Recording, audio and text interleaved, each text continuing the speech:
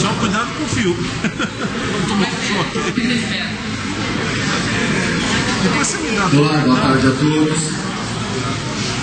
Conforme o André falou, meu nome é Cássio Santos, sou funcionário do Sebrae São Paulo, fico sediado lá na sede do Sebrae, que fica ali na Rua Vergueiro.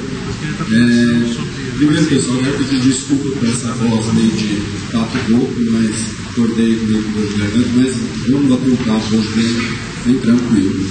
Então, como eu estava falando, sou coordenador dos projetos de turismo do Estado de São Paulo, coordenados pelo Sebrae, e também coordenador do programa Sebrae 2014, que é o que a gente veio falar aqui hoje. Primeiramente, agradeço o convite, tanto da André quanto dos organizadores do evento. Para mim, é uma oportunidade única estar aqui conversando com vocês um pouquinho sobre a Copa do Mundo, principalmente sobre o turismo rural. Em relação à Copa do Mundo, pessoal, em 2010, o Sebrae Nacional, o sistema Sebrae, criou um programa chamado Sebrae 2014. O objetivo desse programa é identificar, disseminar e fazer com que os micro e pequenos empresários do Brasil se apropriem das oportunidades de negócios que possam vir a surgir em função da realização da Copa do Mundo no Brasil.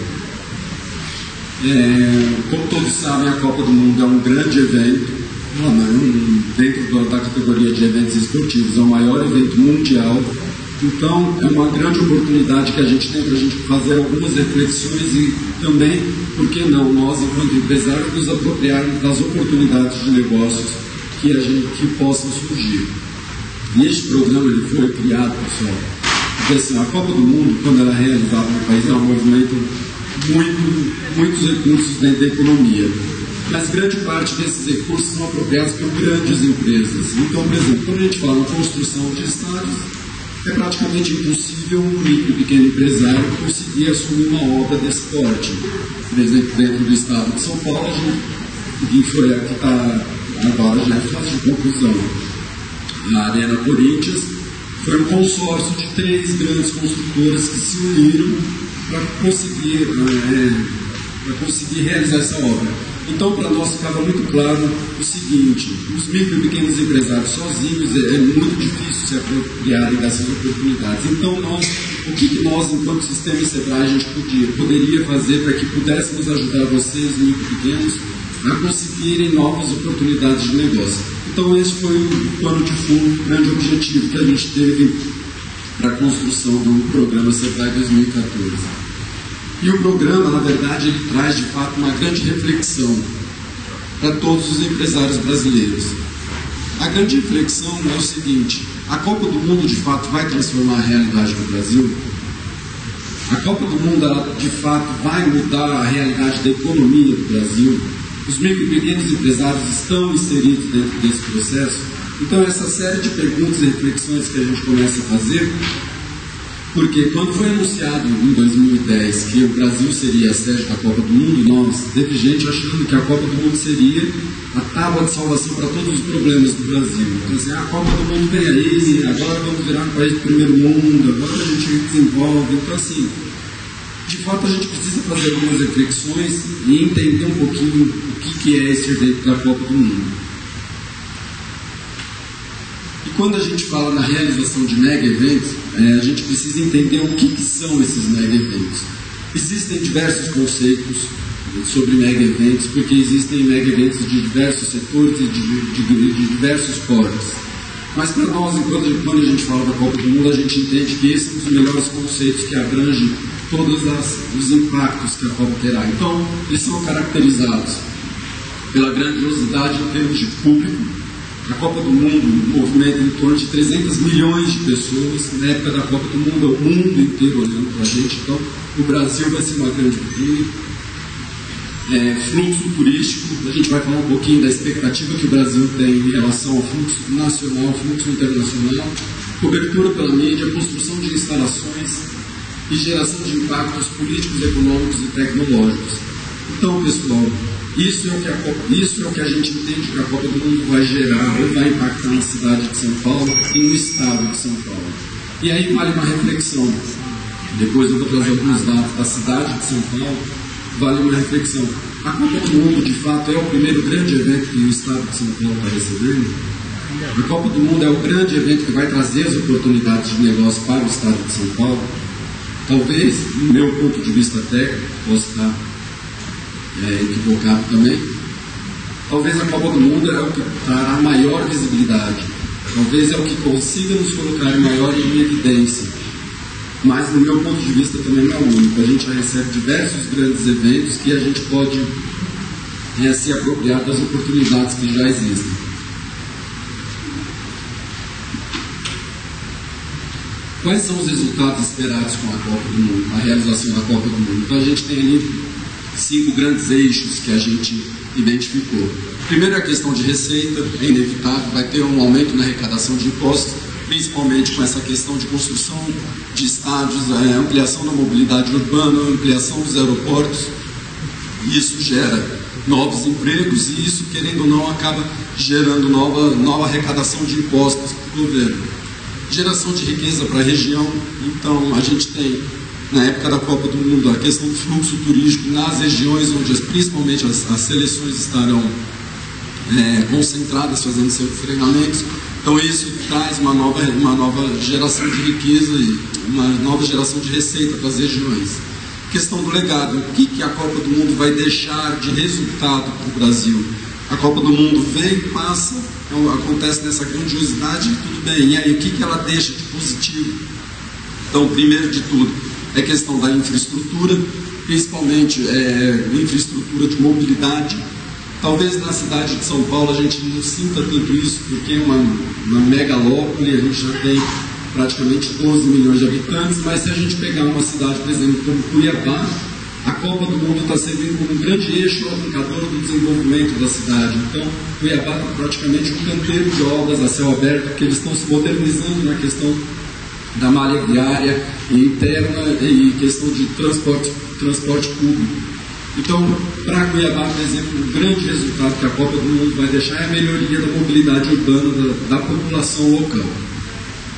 Outro resultado que a gente tem é a parte social, que é a ampla mobilização e envolvimento social. As pessoas do Brasil começam a fazer parte dessa realização da Copa do Mundo e começam a se sentir parte desse processo, e com isso também tem a criação de novos postos de trabalho, sejam esses postos de trabalho temporário ou sejam os postos de trabalho permanente.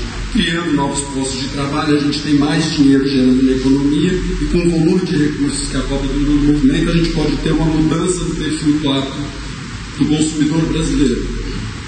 A gente tem também o resultado intangível, que é aquele difícil da gente mensurar, mas é que ele é muito presente, que é o aumento na autoestima da população.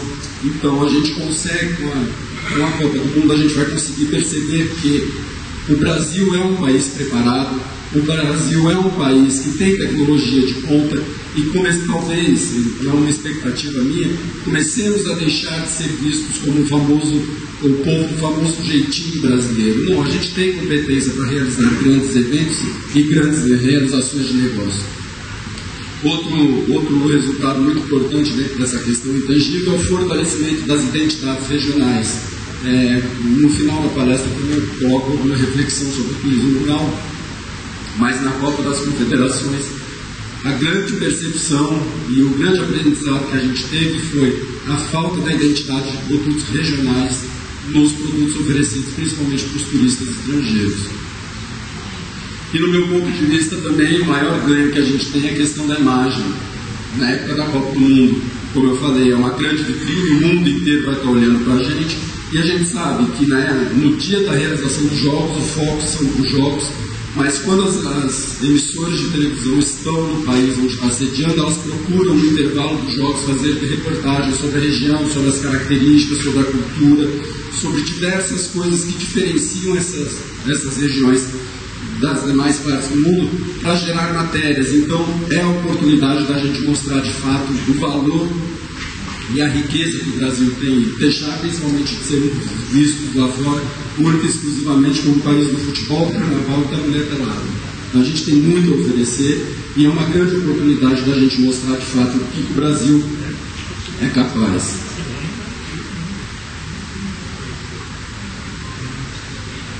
Para a gente entender um pouquinho a Copa do Mundo, a gente traz alguns números e a gente vai fazer uma um paralelo, uma reflexão, principalmente com as duas últimas Copas do Mundo.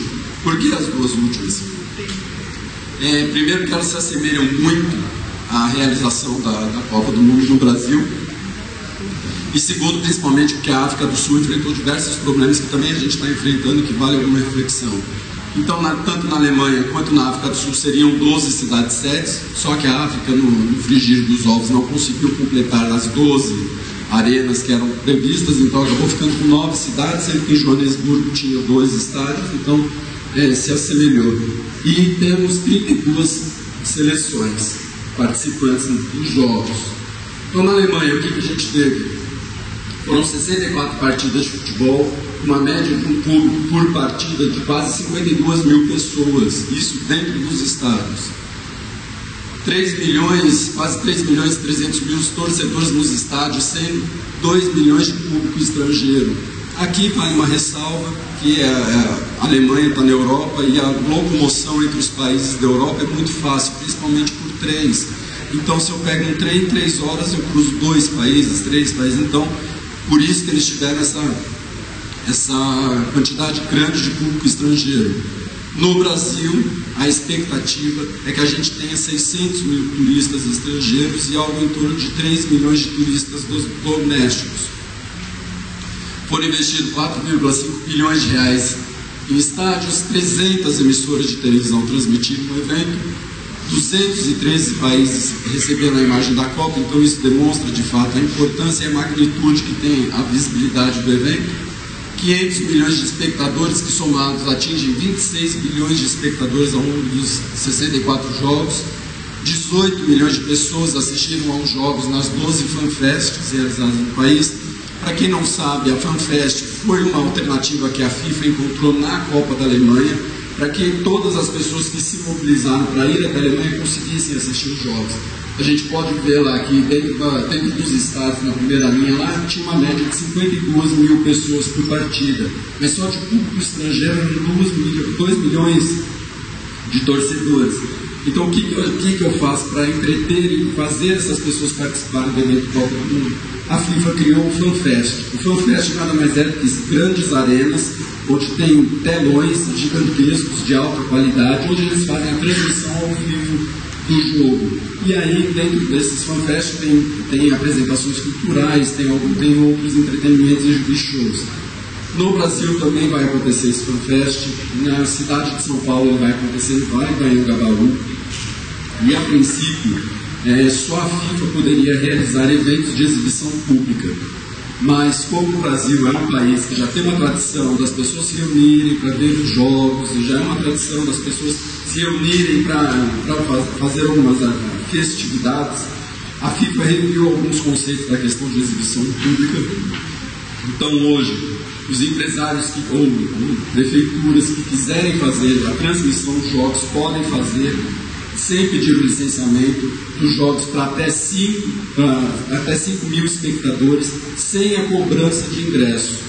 A partir do momento que se cobra ingresso, tem que se pedir a autorização da Globo Marcas. A Globo é a licenciadora oficial dos produtos da FIFA, e a Rede Globo é a licenciadora oficial da transmissão das imagens do Mundial.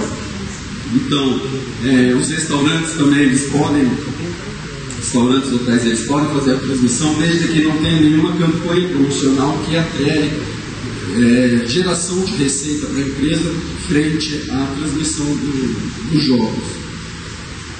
2,5 bilhões de reais em gastos turísticos e 14 mil seguranças envolvidas. Então aqui a gente vê a magnitude do evento. Só no setor de segurança foram 14 mil novos postos de trabalho criados.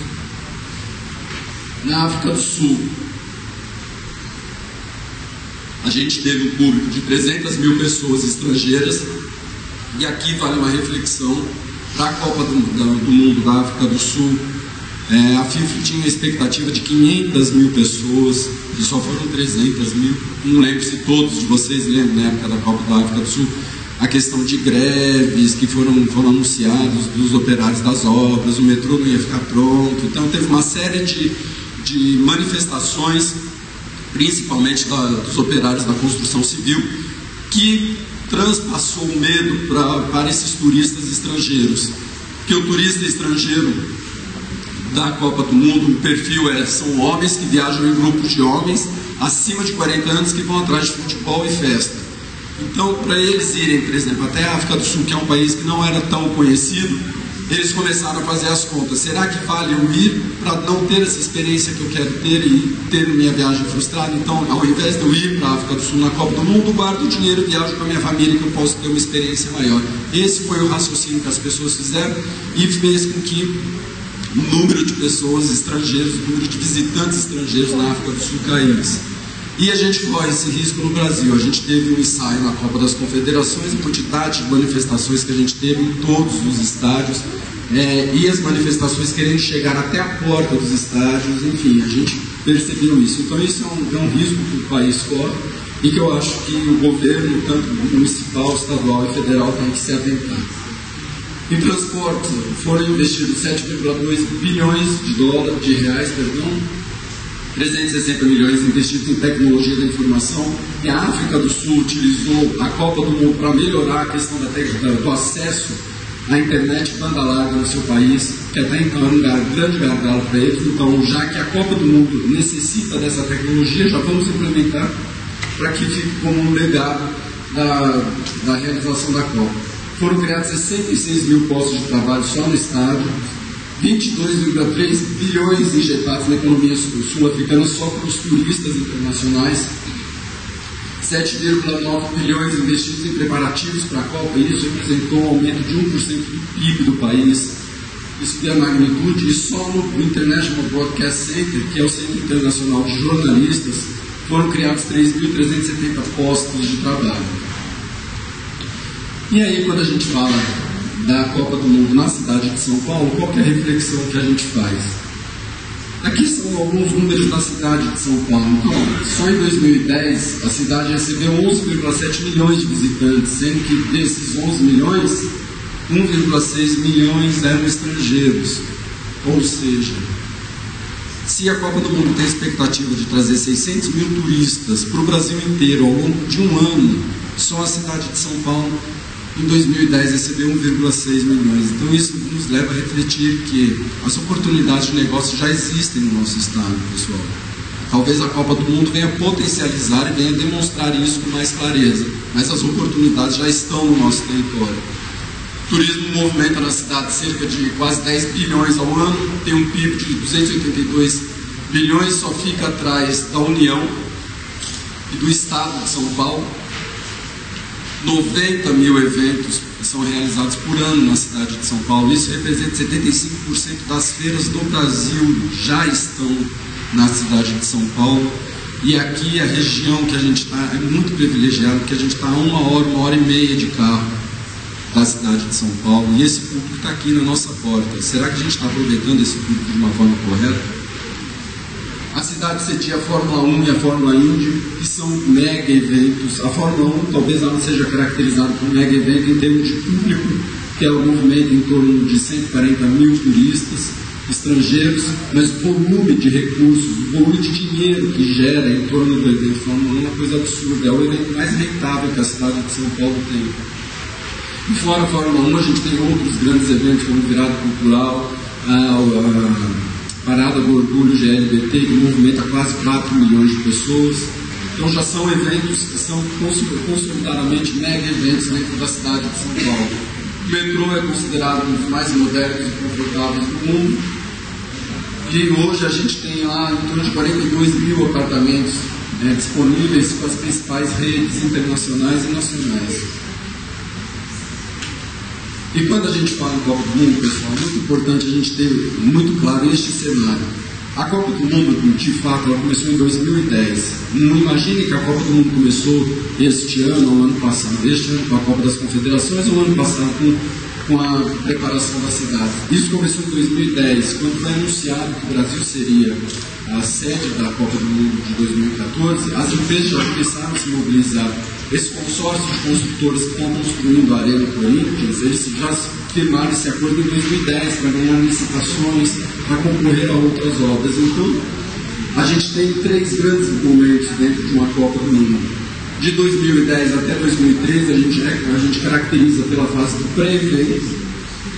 E nessa fase do pré-evento, a gente tem alguns setores que são mais impactados, que despertam ou que evidenciam melhor as oportunidades, que são tecnologia da informação e comunicação, construção civil, madeira e imóveis, que são setores mais ligados à estruturação e à construção de mobilidade urbana, estádios e tudo mais.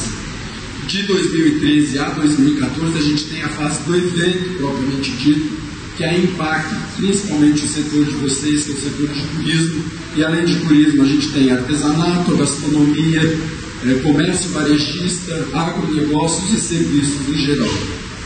E a partir de 2015, então, a gente tem o legado, que a intenção é que todos esses setores que foram identificados como prioritários, eles continuem sendo impactados e gerando negócios.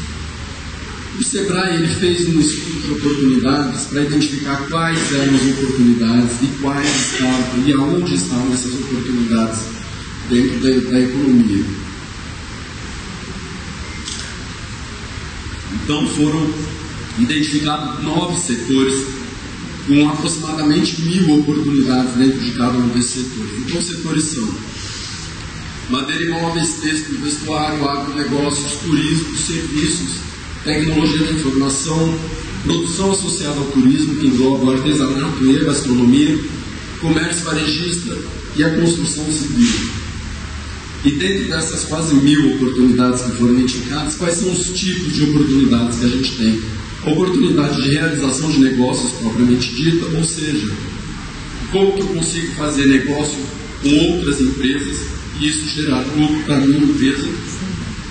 E o outro tipo de oportunidade é o de desenvolvimento empresarial. O que eu preciso fazer na minha empresa para desenvolvê-la, deixá-la mais competitiva e conseguir colocar ela num patamar diferenciado no mercado. Às vezes a gente entra no dia a dia da nossa empresa e a gente acaba tendo uma visão um pouco fechada do que a gente poderia fazer de diferente, fazer de novo. Então esse estudo do SEBRAE ele veio nessa vertente para mostrar para os empresários que o que eu posso melhorar, o que pode ser feito dentro da minha empresa em nível de gestão, em nível de oportunidade de negócio para a Copa do Mundo, para que eu consiga um incremento da competitividade. E dentro desses setores também a gente identificou quais são as tendências de consumo que os turistas têm para a Copa do Mundo. Então a gente identificou tanto turistas nacionais quanto turistas internacionais, o que eles querem consumir, qual a expectativa que eles têm vindo para o país para vivenciar a Copa do Mundo. Então a gente começando aqui com madeira e imóveis, vamos lá.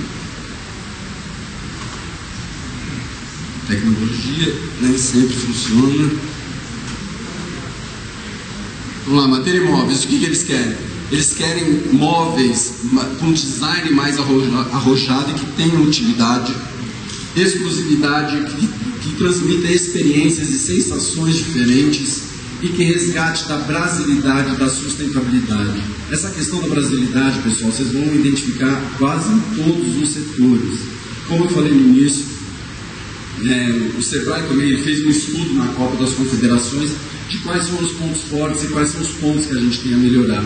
E a grande percepção, principalmente de turistas nacionais e internacionais, é falta da identidade nos produtos comercializados, principalmente ligados à gastronomia e artesanato, souvenirs. E aí, já vou até adiantar um pouquinho, faço uma provocação para vocês, que eu estava conversando até com um repórter lá da revista Prazeres na Mesa. E acho que até o André um dia já participou de um debate desse assim. Quando a gente fala em gastronomia paulista, qual que é o prato típico do estado de São Paulo? Pizza italiana. Virada paulista, né? Um outro. Leitoa pururuca, posso ser sincero? Leitoa pururuca é paulista, tutu de feijão é paulista, pão de queijo é paulista, tudo isso tem origem no estado de São Paulo. Mas na hora da divisão dos estados, Minas acabou se apropriando dessa identidade gastronômica. E eles trabalham isso muito bem. Hoje, quando a gente fala, um prato típico do estado de São Paulo, não temos. Então, assim, isso ficou muito evidenciado. Outra provocação que eu faço para vocês é agora está melhorando. Com a Copa das Confederações, eu comecei a ver uma coisa aqui ou lá. Aonde eu encontro um artesanato, e aí não é do estado, tá, mas é da cidade, aonde eu encontro um artesanato da cidade de São Paulo, que tem a identidade da cidade. Eu acho a Torre Eiffel, mas eu não acho o MASP. Eu acho a Torre de Pizza, mas não acho o pátio do colégio. É um ou outro que a gente tem que fazer um pente fino para conseguir achar alguma coisa característica da cidade. E é isso que as pessoas querem quando elas vêm de fora. Elas querem vivenciar, elas querem experimentar aquele destino, aquelas tradições, aquela cultura, o modo de viver das pessoas. Então isso foi a grande identificação na Copa das Confederações das pessoas que visitaram as 6 cidades que sediaram o evento. Bom, no setor de texto e vestuário, o que eles querem? Matérias-primas sustentáveis, resgate da brasilidade, mais uma vez a brasilidade aparecendo, design nacional e autenticidade. O que é essa autenticidade? Coisa legítima nossa, não copiar coisas de fora. O que nós podemos fazer que nos torna autêntico? E quando nos tornamos autênticos, o que isso nos diferencia no mercado? Então, as pessoas querem ver isso. Dentro do setor do agronegócios, que está diretamente ligado também com o turismo rural. Eles querem ver a questão do bem-estar animal, então não querem ver a questão do sofrimento, de maltrato dos animais, reciclagem de materiais e embalagens individuais. Isso aqui está um pouco ligado com essa questão de embalagens individuais, a processamento de produtos agrícolas para comércio, dentro do comércio varejista. Então, o que isso demonstra também como pós-Copa? O perfil ou o hábito de consumo do brasileiro está mudando. Não adianta a gente fazer embalagens de tamanho família que o brasileiro não consome. Isso dá certo na Europa, onde tem um inverno lá rigoroso que o cara vai no mercado uma vez por semana, a cada 15 dias. Então já compra tudo de uma vez e estoca na sua casa. Aqui somos o Brasil, um país tropical. O Brasil é um país tropical. A gente vai no mercado todo dia, então não vou comprar uma embalagem grande para ficar na geladeira e estragar o produto. Eu prefiro embalagens menores. E é esse raciocínio que a gente tem que fazer em todos os setores. Dentro do setor de turismo, o que eles querem? Hoje o turista é autônomo e independente. Nós temos um privilégio enorme no estado de São Paulo. A gente tem, a 100 e poucos quilômetros daqui, o maior polo emissor de turistas do Brasil. As pessoas se degladeiam para vir para São Paulo fazer promoção e divulgação dos seus destinos, e a gente está aqui na porta, e a gente não aproveita isso. Então o turista, ele é autônomo e independente. Se a gente for fazer em 2009, se eu não me engano, o Ministério do Turismo lançou uma pesquisa do perfil do turista brasileiro. E lá ficou identificado que 75% dos turistas no Brasil viajam de forma autônoma, independente. Ou seja, eu faço meu pacote, eu vou para onde eu quero e eu visito aquilo que eu quero. Se a gente certificar isso no estado de São Paulo, isso garanto, sem a menor sombra de dúvida, isso dá mais de 90% do perfil do turista. É diferente se a gente analisar o interior do estado de São Paulo com o Nordeste. Às vezes, para ir para o Nordeste, as pessoas preferem comprar pacote porque já consegue uma tarifa aérea menor, consegue negociar o hotel num valor menor. Então, eles preferem fazer pacotes para viagens mais longas. Para viagens mais perto, que é o caso do estado de São Paulo, por ter o polo emissor aqui dentro, os turistas são autônomos. Eles fazem viagem de um dia e meio, no máximo uns 2 dias, vão e voltam. E é direto com essas pessoas que a gente tem que falar, a gente tem que fazer comunicação direta para os turistas. Não estou falando que a agência de viagem não é importante, gente, pelo amor de Deus. É importante, tem o papel dela, mas o perfil do turista mudou.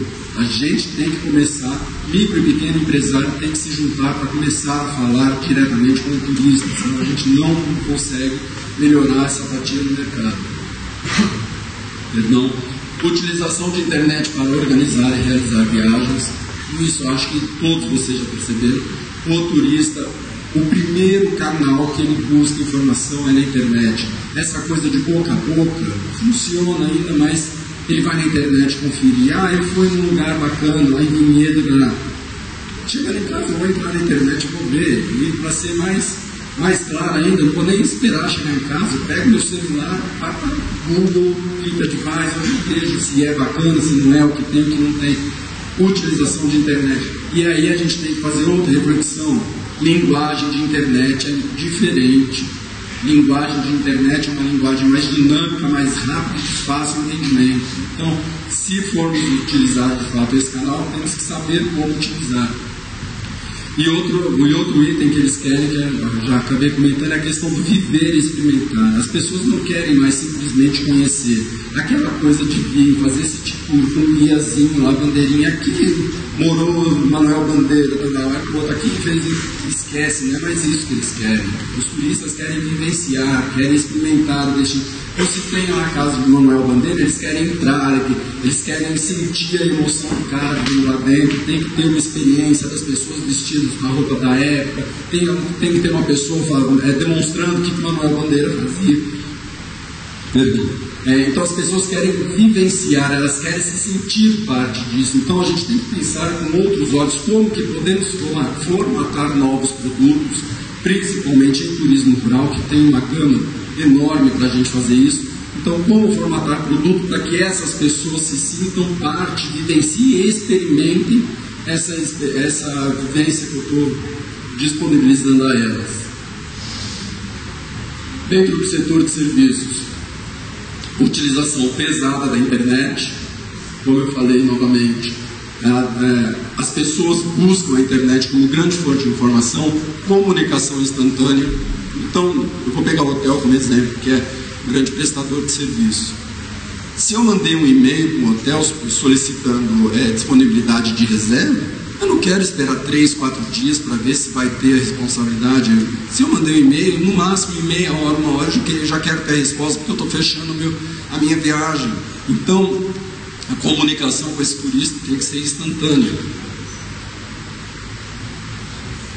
E as pessoas se sentem mais acolhidas quando a gente faz o pós-serviço. E o pós-serviço, pessoal, não é mandar uma pesquisa de satisfação para o cliente. Mandar uma pesquisa, é fazer o acompanhamento, é na próxima época da viagem, mandar um lembrete, fazer uma relação entre o prestador de serviço e este hóspede ou este cliente. Na parte de tecnologia da informação e comunicação, tradutor na palma da mão, informação completa para a mobilidade, é a questão do celular, do tablet. Quantos de vocês aqui estão com o celular e tablet na mão, vendo e-mail, vendo as coisas que lhe interessam? Então, essa informação ela tem que estar muito disponível para esses dispositivos móveis. E parceria no desenvolvimento de produtos com setores e segmentos da economia. Tecnologia da informação, pessoal, é praticamente o setor que é a bola da vez. Tem muitas oportunidades dentro desse setor e que nós podemos nos apropriar ou até fazer parcerias com empresas desse setor para nos beneficiar. Produção associada ao turismo, que é o artesanato e gastronomia. Gastronomia, artesanato, cultura, querem ter produtos nesses segmentos, estímulo ao regionalismo.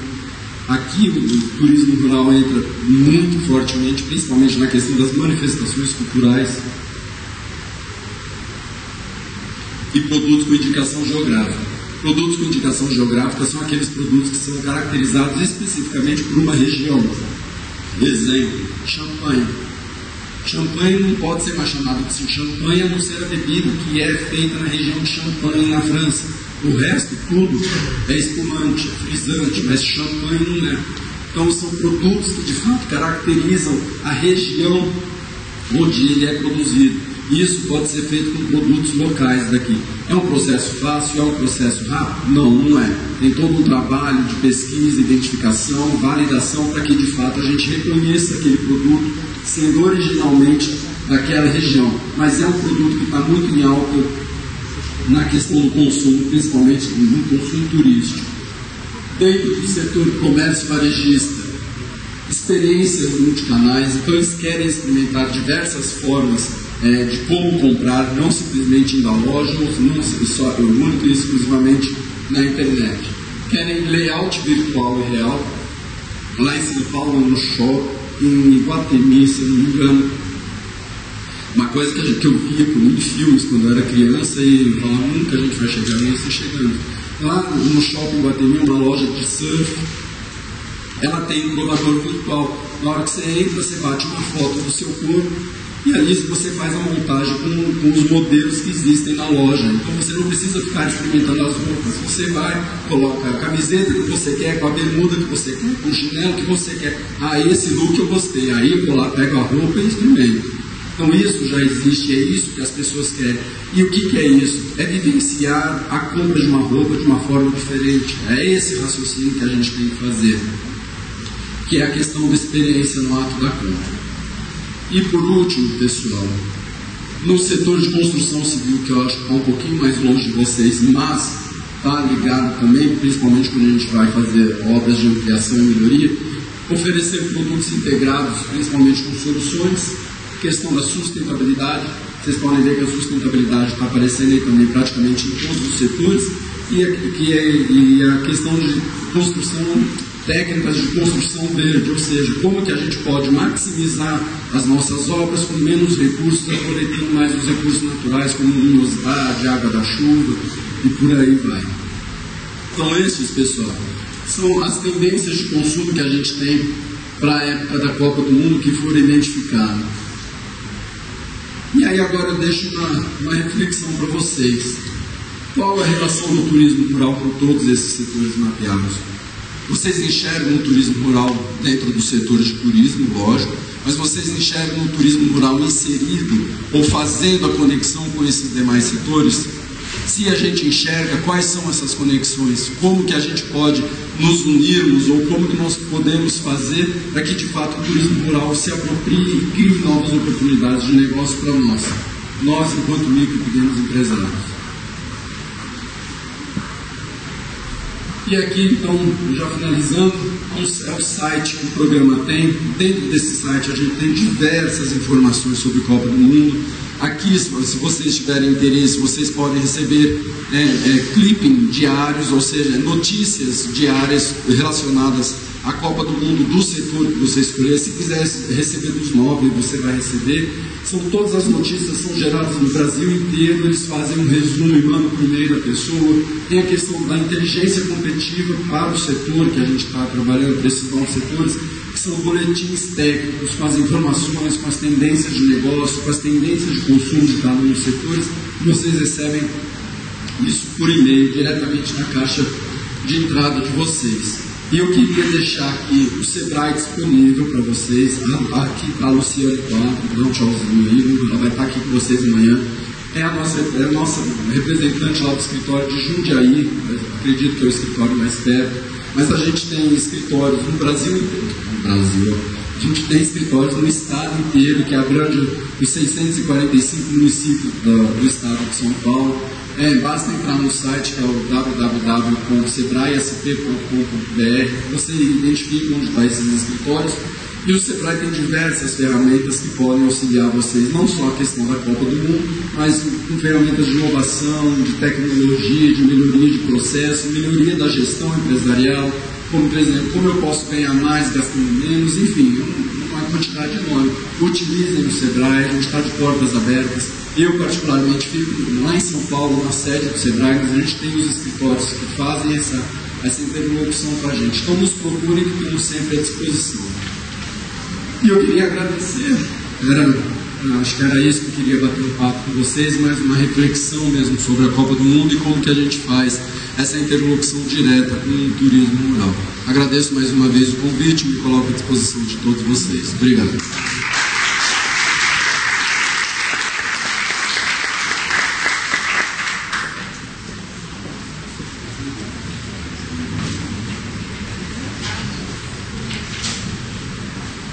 Aqui. Contar uma parceria que o Sebrae São Paulo está fazendo com a Cantor São Paulo, e nós fizemos já uma oficina de desenvolvimento de lideranças, de lideranças empresariais, que de fato é um dos nossos gargalos no turismo rural. As novas lideranças, as velhas lideranças que somos nós, ficamos, e nós estamos querendo essas novas lideranças. Essa oficina estadual aconteceu já fazem 2 meses, Cássio?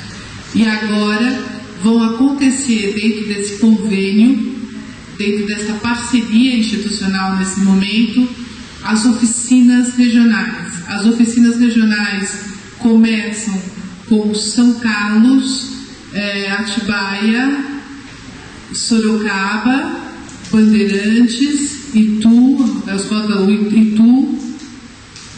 me ajuda, Tis que é a coordenadora por parte da Abratur desse projeto. Quantas oficinas nós temos? Nós temos Socorro, né? Ribeirão Preto, ou seja, vão ser 8 oficinas, Vale do Paraíba, são 9 oficinas que acontecem todas juntas agora. Nós estamos fechando esse encontro para conversar com essas lideranças e fechar a agenda e definir um pouco. Vão ser 9 oficinas para os núcleos de turismo rural. Nós estamos compilando alguns dos, nós estamos juntando os núcleos, fizemos um acerto entre os escritórios regionais do Sebrae São Paulo e os nossos núcleos de turismo rural. Então esse será